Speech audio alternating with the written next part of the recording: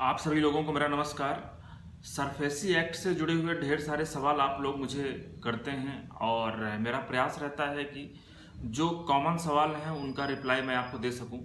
तो साथियों, अभी एक साथी ने हमारे समस्या बताई कि उनके पास सरफेसी एक्ट के अंतर्गत 13(2) का नोटिस आया। उसके बाद उन्होंने बैंक के चीफ मैनेजर को उसका रिप्लाई दिया, लेकिन उसके बाद जब हमने मामले को डीआरटी में चैलेंज किया तो हमारा जो ऑब्जेक्शन था उसको नहीं माना गया कि हमने ऑब्जेक्शन किया है। तो साथियों, इसके पीछे की जो वजह है वो ये है कि सबसे पहले आपको ये समझना है कि आपके पास जब 13(2) का सरफेसी एक्ट के अंतर्गत नोटिस आता है तो आपके पास ऑप्शन होता है सेक्शन 13 सब सेक्शन 3A के अंतर्गत आप उस डिमांड नोटिस के अगेंस्ट में ऑब्जेक्शन रेज कर सकते हैं। अब कई बार हम गलती क्या करते हैं, मान लीजिए एग्जाम्पल के जरिए मेरे पास नोटिस आता है एसबीआई बैंक से, अथराइज ऑफिसर एसबीआई बैंक, और हम गलती क्या करते हैं, हम जो रिप्लाई भेजते हैं वो भेज देते हैं चीफ मैनेजर एसबीआई बैंक। ये गलत है।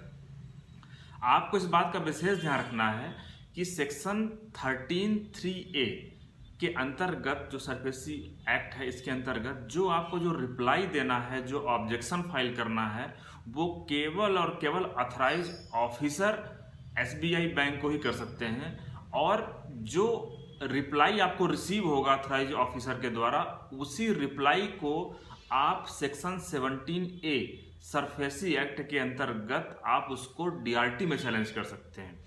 अगर आपने जो अपना जो ऑब्जेक्शन रेज किया है सेक्शन 13(3)(a के अंतर्गत, अगर आपने वो चीफ मैनेजर को भेज दिया है अपना ऑब्जेक्शन, तो हो सकता है अगर तो कोई रिप्लाई ना आए और आप उसको चैलेंज करें तो वो चैलेंज भी नहीं होगा, क्योंकि आपने गलत व्यक्ति को ऑब्जेक्शन फाइल किया हुआ है। दूसरी बात यह है कि आप जब वो ऑब्जेक्शन रेज करते हैं तो जब वो बैंक के अथराइज ऑफिसर को रिसीव होता है तो उसके 15 दिन के अंदर उनको रिप्लाई करना होता है आपका जो ऑब्जेक्शन है उस पर। अगर वो रिप्लाई नहीं करते हैं या फिर आपका जो इशू है कंसिडर नहीं हो रहा है, तो फिर आप उसको डीआरटी में चैलेंज कर सकते हैं।